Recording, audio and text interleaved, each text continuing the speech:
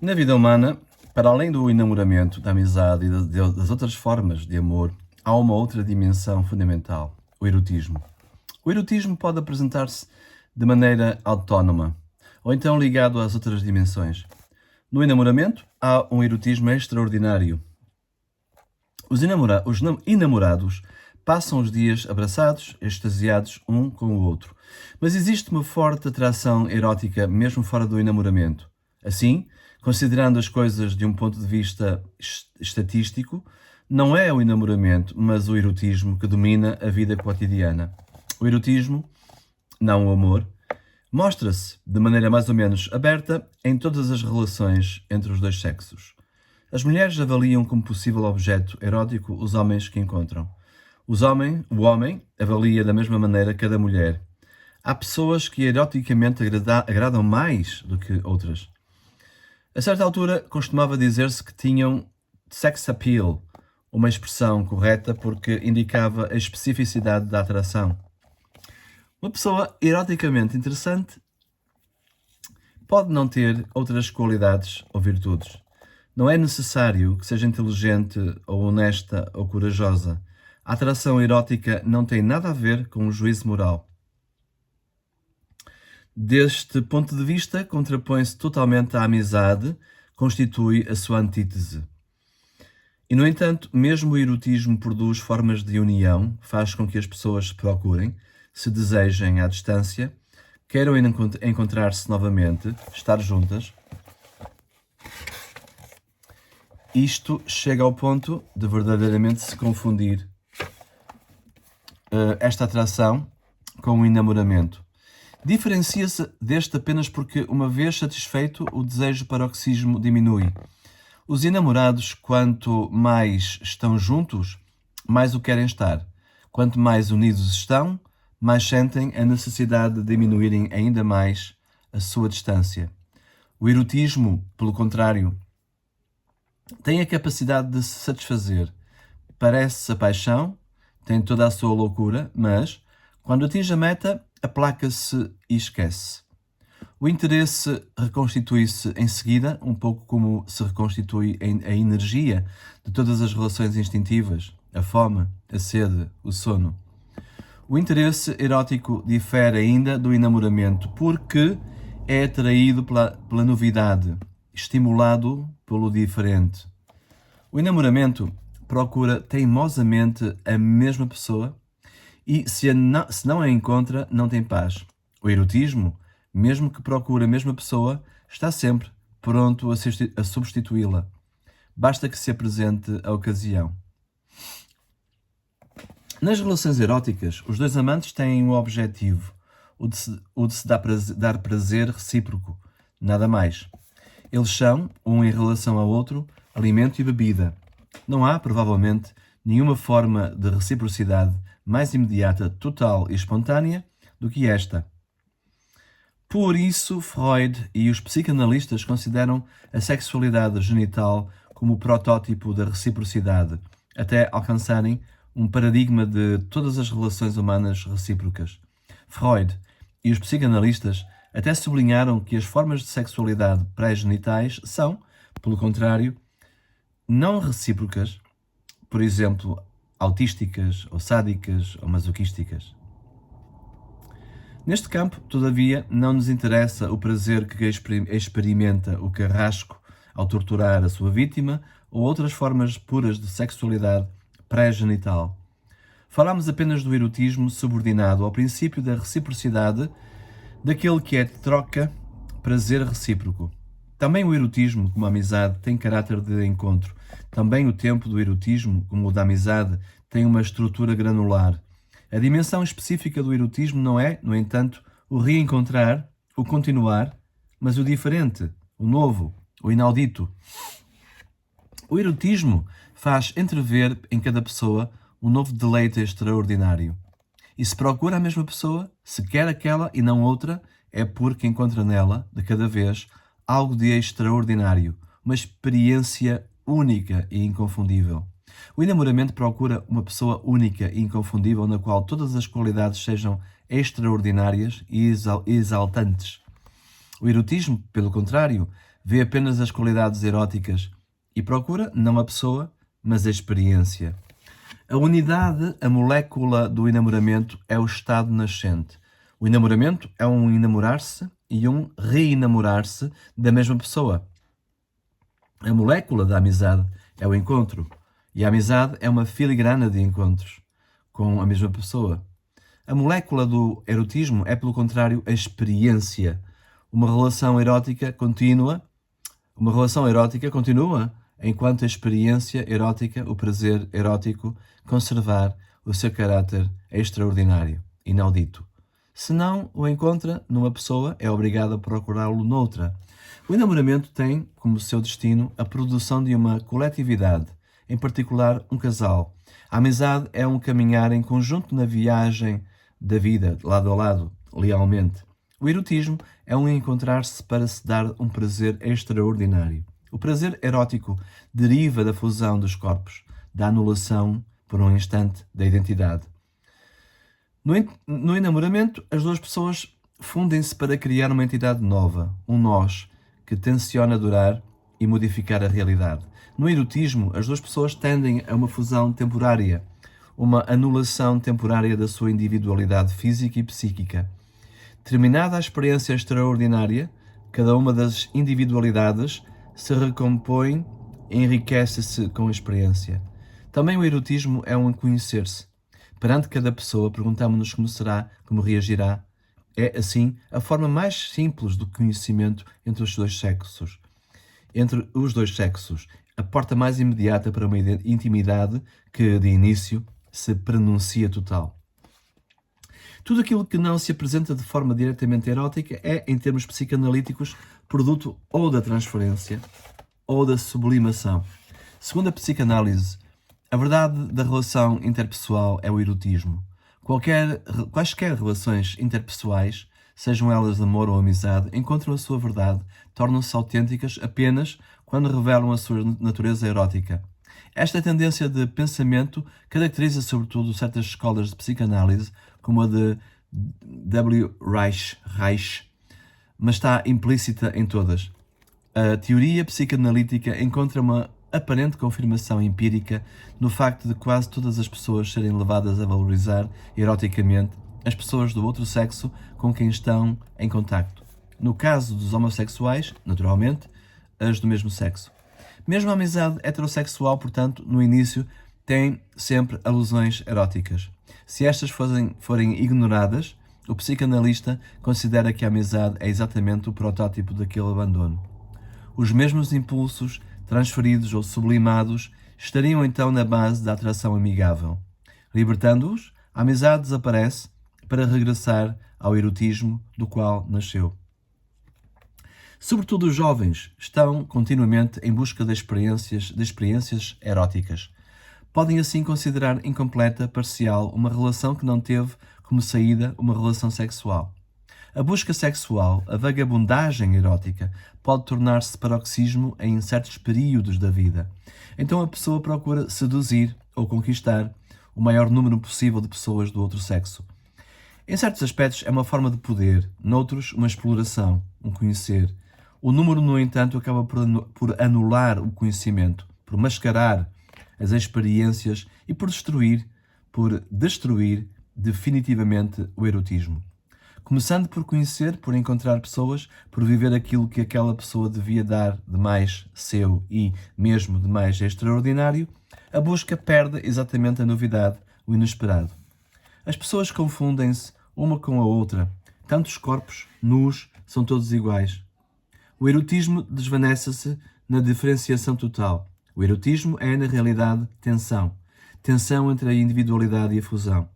Tem necessidade do indivíduo para o anular, para o violar. Tem necessidade da fusão, da nudez, para encontrar o específico, o único.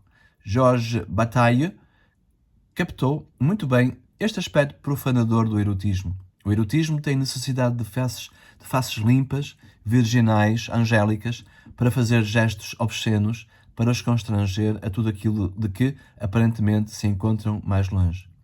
Tem necessidade de vestidos elegantes, compostos de toaletes elaboradas, de presentes, de espoliar. O homem em fato de noite é frio, não censurável, proibido. A mulher é altiva, longínqua, intocável, como uma sacerdotisa ou uma deusa. Para aumentar o erotismo, os seres humanos acentuam tudo aquilo que cria entre eles a distância, pois o erotismo manifesta-se no anular da distância, no arrancar do corpo aqueles vestidos. As donzelas, comedidas, altivas, impassíveis, tornam-se instantaneamente nus potenciais. As deusas libertas perdem todo o pudor. O encontro erótico é, portanto, infração, subversão, excomunhão, excesso. O facto de noite, na realidade, não é apenas rigor, defesa, remoção, distância. É tudo isso. É tudo isto. É certo, mas ao mesmo tempo faz entrever o seu contrário. Alude ao nu que esconde, torna-se cúmplice do excesso que pretende esconder. As mulheres são imperturbáveis e distantes como divindades, mas os seus vestidos refinados parecem sempre a ponto de caírem. Deixam ver os seios ou as costas nuas, ou então as pernas com uma abertura prodigiosa. A sedução feminina é sempre afastamento e convite, esquiva e cumplicidade. Não é sim, não e sim, peço desculpa, não e sim. Mas a sedução feminina não é senão o símbolo geral da sedução.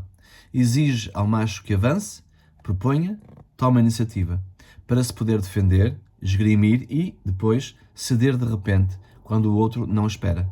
Nisto, o ser humano repete os comportamentos geneticamente condicionados de quase todos os seres vivos. A espécie Homo sapiens acentua conscientemente, como artifício, uma tensão que conhece por natureza. Esta espécie tem sem pelos, nem penas, sem instinto inventivo, sem cheiros eróticos incondicionados, construiu uma cultura da sedução que desperta o interesse erótico com prazer.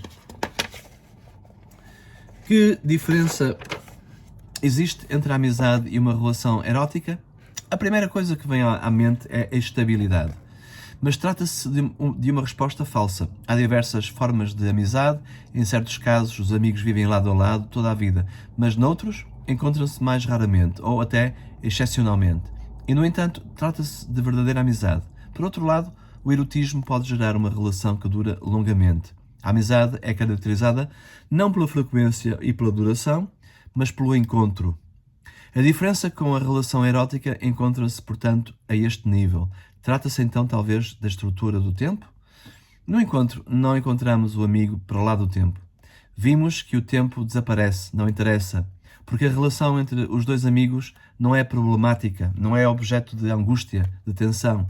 Aquilo que acontece no intervalo não é problema. Também no encontro erótico, porém, é importante apenas o presente, o prazer presente. E tudo o que acontece no intervalo não interessa. Em ambos os casos, há, por conseguinte, uma estrutura granular do tempo. A diferença está antes na própria experiência. A experiência erótica já não é casual, é preparada. É preparada para obter um prazer novo, extraordinário, não necessariamente recíproco. Se não o obtém, o desejo diminui, pode até desaparecer. A amizade não prepara nada. Os amigos não esperam nada do seu encontro. Não o julgam, não o avaliam. Se o encontro não é intenso, isso não tem a mínima importância. A amizade tem muito tempo, imenso tempo. Haverá uma outra altura em que os amigos poderão encontrar-se realmente. O encontro erótico, pelo contrário, é preparado com vista ao resultado. Tudo o que sucede é avaliado, julgado. Cada um pretende do outro uma invenção, uma novidade, uma centelha. O encontro erótico é uma prestação recíproca que tem que satisfazer. Cada qual pode ficar desiludido com o outro, e se a desilusão se repete 2 ou 3 vezes, não há qualquer razão para continuar a procurar algo que não existe.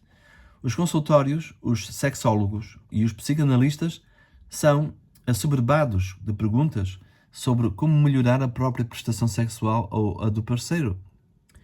Os casais submetem-se a exames, a testes, estudam-se reciprocamente para melhorarem a sua performance. Há livros e manuais para a melhorar. Amar, se entender no sentido erótico, é uma arte que se pode aprender e ensinar. Não existe uma arte de se enamorar ou de amizade. Livros como o de Fromm sobre a arte de amar são mistificações, como o de Dale Carnegie sobre a arte de fazer amigos. O amor não se aprende, é um a priori. Não se aprende também a amizade. Aprendem-se as boas maneiras, a maneira de conviver cortesmente, e isso ajuda, obviamente, tanto o amor como a amizade. A sedução, pelo contrário, aprende-se. O mundo do erotismo é um mundo de meios e fins. Conhecem-se os fins e aperfeiçoam-se, refinam-se os meios. Na amizade e no enamoramento, as pessoas encontram-se sem saberem o que querem. É no próprio encontro que se revela o fim.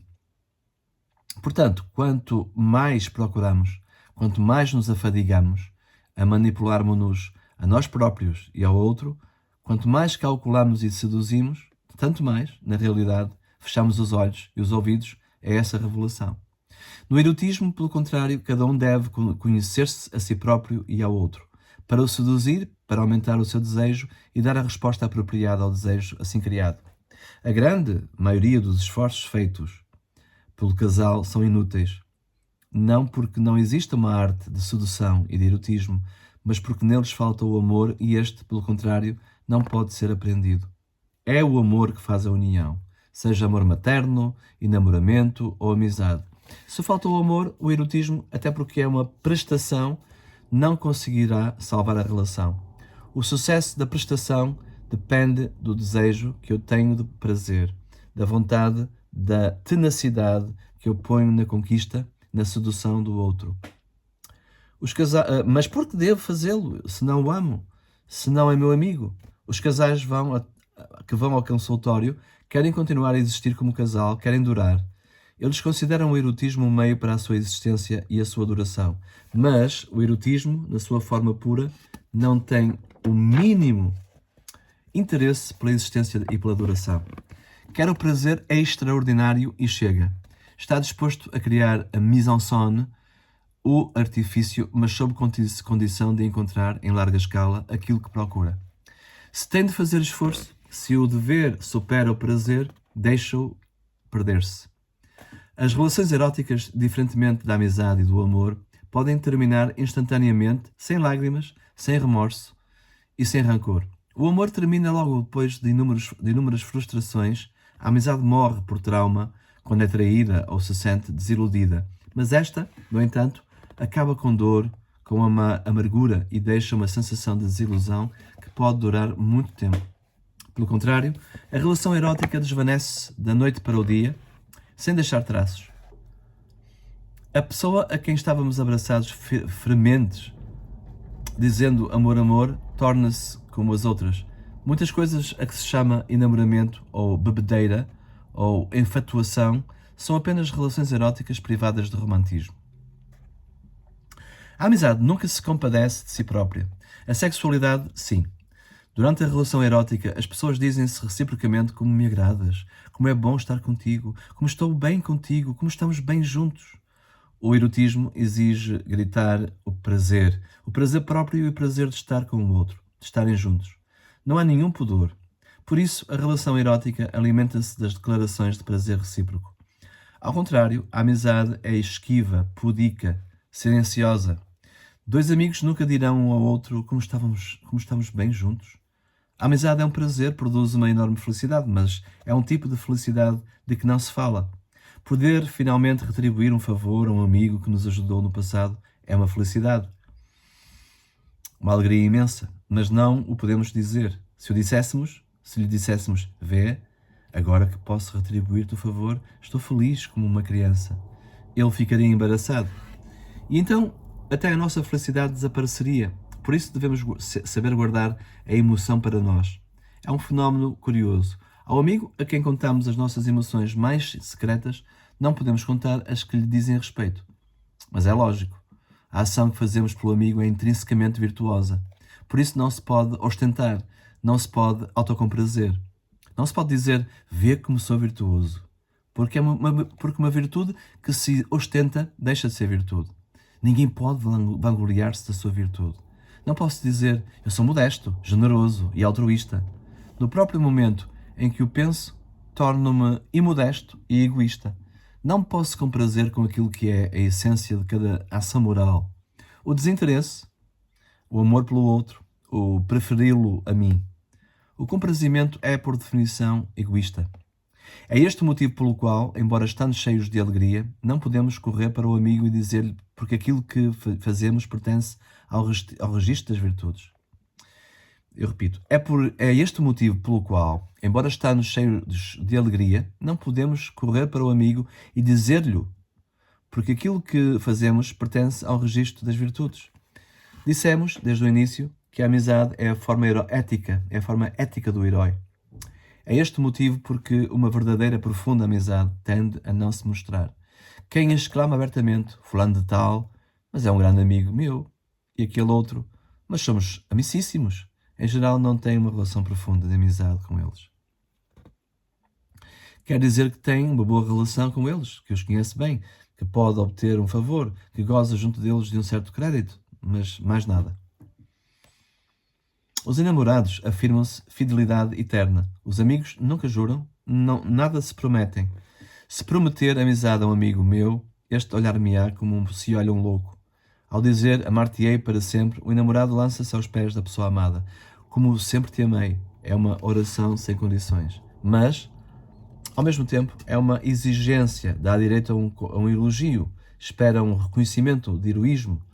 Na amizade, frases como serei teu amigo para sempre, ou fui sempre teu amigo, usam-se apenas quando o outro não acredita em nós. Não acredita em nós, e assim quando a amizade não existe. Entre dois verdadeiros amigos, este tipo de coisas não se dizem e estão pressupostos.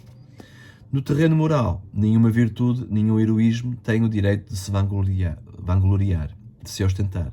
Muitos argumentam que a amizade é caracterizada por uma espécie de mediocridade que foge das decisões graves, dos atos corajosos, heroicos.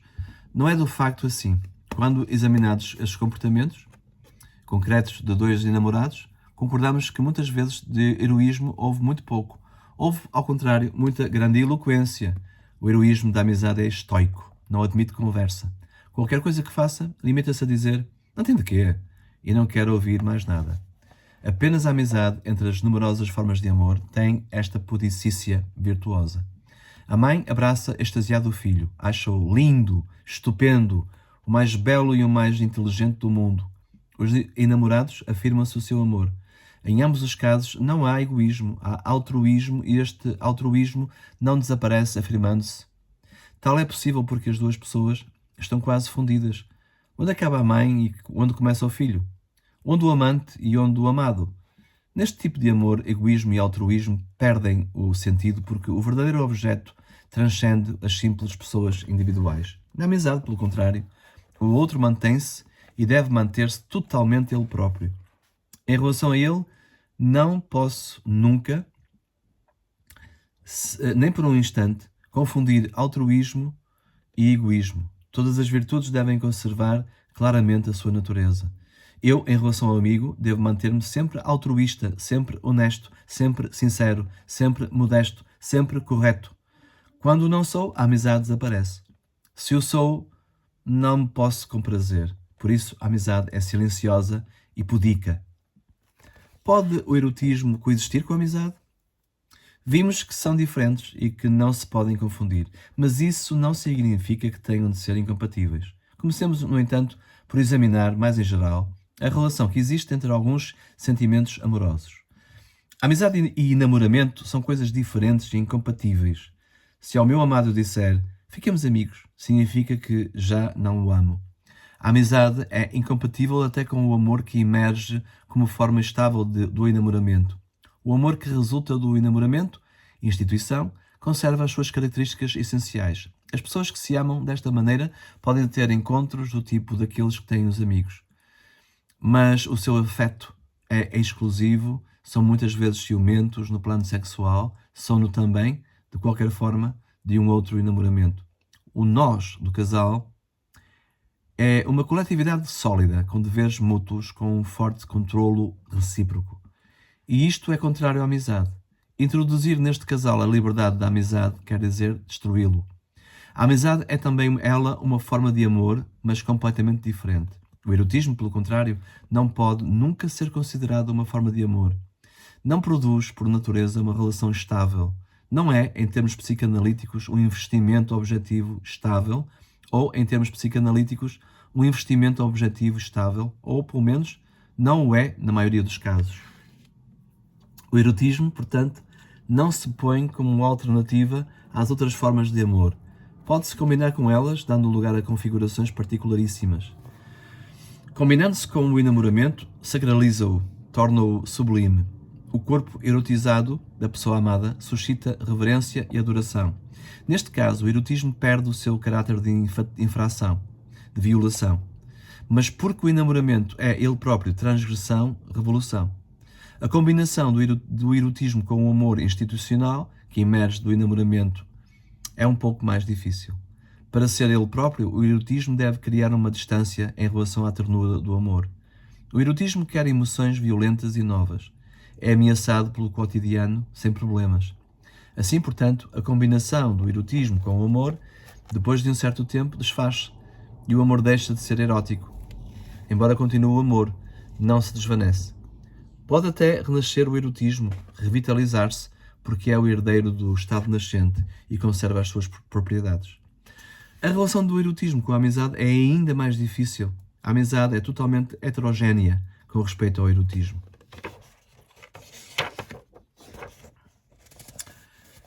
Com respeito ao erotismo, em geral, nas relações entre os dois sexos, há um momento em que o encontro pode evoluir tanto para o erotismo como para a relação amigável. Quase sempre obriga a uma escolha ou de um lado ou do outro. No entanto, amizade e erotismo podem conviver. É possível uma amizade entre duas pessoas de sexos diferentes que tiveram ou têm relações eróticas entre si. O mesmo vale para pessoas do mesmo sexo, no caso dos homossexuais. É possível porque a amizade tem uma vida autónoma, não tem necessidade do erotismo e a sua frivolidade não traz, portanto, nenhuma ameaça. O erotismo, por si só, não se prolonga em amizade. A atração erótica pode alimentar-se de coisas absolutamente incompatíveis com a amizade, como a vulgaridade, o capricho, a mentira. O erotismo é, por natureza, ambíguo, diz sim e não ao mesmo tempo. É impossível que, de uma relação baseada apenas nestes fatores, possa derivar o cristalino positivismo da amizade. Quando, porém, a amizade existe já, ou se constrói de conta própria, através dos encontros, quando a relação entre as pessoas se baseia em sólidos fundamentos éticos, o erotismo não a destrói. O erotismo não produz amizade, mas a amizade é compatível com o erotismo. Na amizade erótica, o que conta é a filigrana de encontros. Aquilo que conta é a confiança, a fidelidade, a lealdade espiritual. Se estas existirem, se o erotismo é apenas uma componente do encontro, pode viver lado a lado com a amizade, tal como pode viver lado a lado com o amor resultante do enamoramento.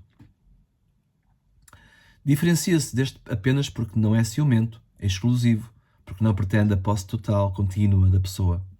O erotismo na amizade é sempre um apêndice, qualquer coisa de não essencial, que não interfere e não deve interferir com os fundamentos da amizade.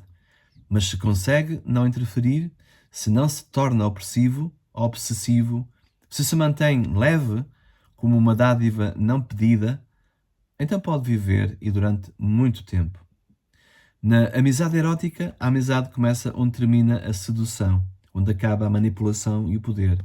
A verdadeira amizade erótica é feita de rasgos, sem cálculo, generosa, para crescer e fazer crescer. Sem cálculos mesquinhos, de pró e contra. Sem vontade de trair, de dirigir, de influenciar, de empurrar numa direção. Amigo é aquele que recebe bem o amigo e faz aquilo que lhe agrada. Tanto pode ser esperado como vir de improviso.